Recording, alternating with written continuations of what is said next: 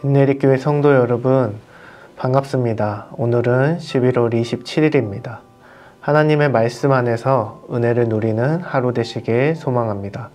오늘 말씀 본문은 스바냐 1장 15절과 2장 3절입니다. 함께 읽도록 하겠습니다. 그날은 분노의 날이요, 환난과 고통의 날이요, 황폐와 패망의 날이요, 캄캄하고 어두운 날이요, 구름과 흑암의 날이요. 여호와의 규례를 지키는 세상의 모든 겸손한 자들아, 너희는 여호와를 찾으며 공의와 겸손을 구하라. 너희가 혹시 여호와의 분노의 날에 숨김을 얻으리라. 아멘.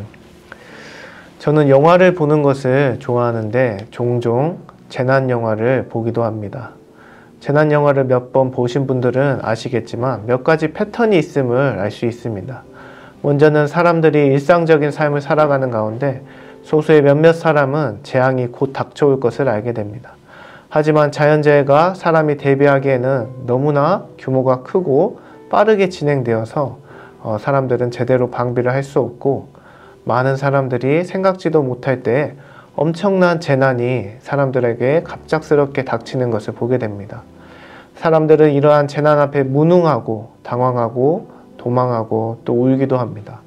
소수의 살아남은 사람들이 있지만 많은 사람들은 피하지 못하고 결국 죽게 되는 것을 영화에서 보게 됩니다. 오늘 말씀은 이러한 무서운 재난 영화를 떠올리게 합니다.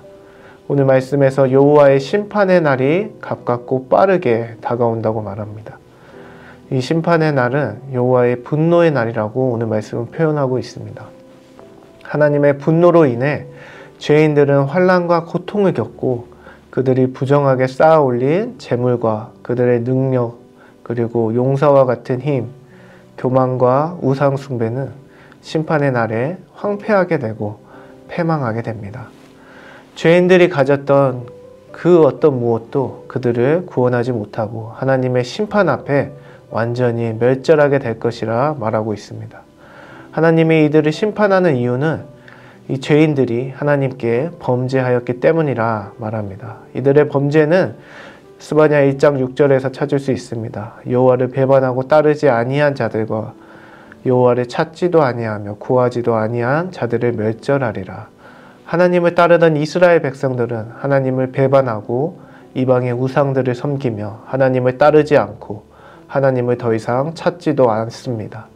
그 무엇도 하나님께 구하지 않고 그들의 자신의 힘과 그들이 모은 은과 금을 의지하여 살아가는 모습에 하나님은 이들을 심판하실 거라 말씀하십니다.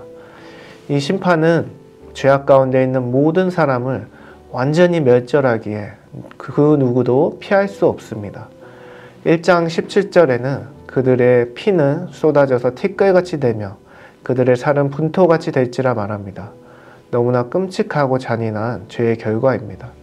이러한 심판의 날에 아무런 소망과 희망이 없는 것처럼 보입니다.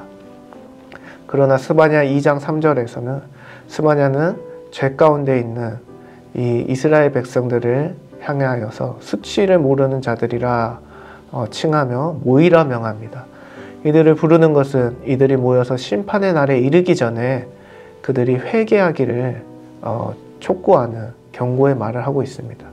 하나님의 분노의 날에 대한 무섭고 생생한 경고가 이스라엘 백성에게 주어진 것은 그들이 망하고 심판받기 원하는 것이 아니라 그들이 하나님께 다시 돌이키기 원하는 하나님의 마음이 있기 때문입니다.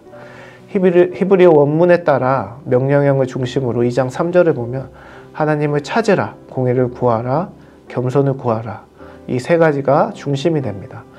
이스라엘 백성들이 심판을 받는 그 죄를 하나님을 찾지 않고 자신의 힘과 능력, 세상의 재물, 우상들을 의지하던 것, 공의롭지 않게 재물을 모으고 거짓으로 재물을 축적한 것, 교만하여 하나님의 말씀을 따르지 않는 것에 대하여 하나님을 찾으라, 공의를 구하라, 겸손을 구하라, 이 스바냐의 외침이 이스라엘에 울려 퍼지는 것입니다.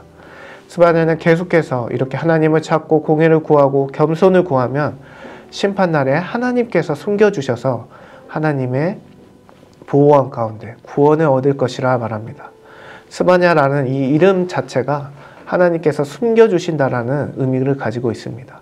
하나님께서 숨겨주신다는 이름이 가진 이 스바냐가 이스라엘 백성에게 회개를 촉구하며 그들이 죄에서 돌이켜 하나님의 심판날에 그들을 숨겨주시는 하나님을 의지하라고 말하는 것입니다.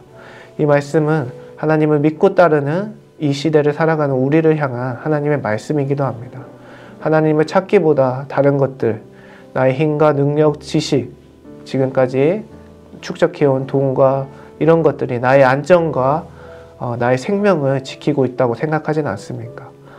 교만하여서 하나님의 말씀을 먼저 따르기보다 내가 계산해보고 생각하여서 보기 옳은 길을 선택하여 행하지는 않습니까? 하나님은 오늘도 우리가 죄에서 돌이켜 하나님을 찾고 공의와 겸손을 구하길 원하십니다. 마지막으로 우리가 숨김을 얻고 구원을 받을 수 있는 것은 바로 예수님 때문임을 확신하길 원합니다.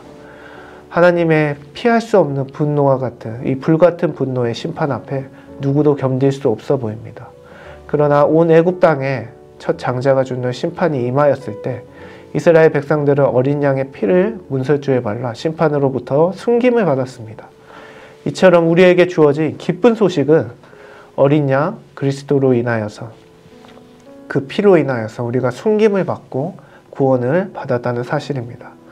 예수님께서 십자가에서 우리를 대신해 우리 죄의 대가를 치르심으로 우리가 구원을 받았습니다.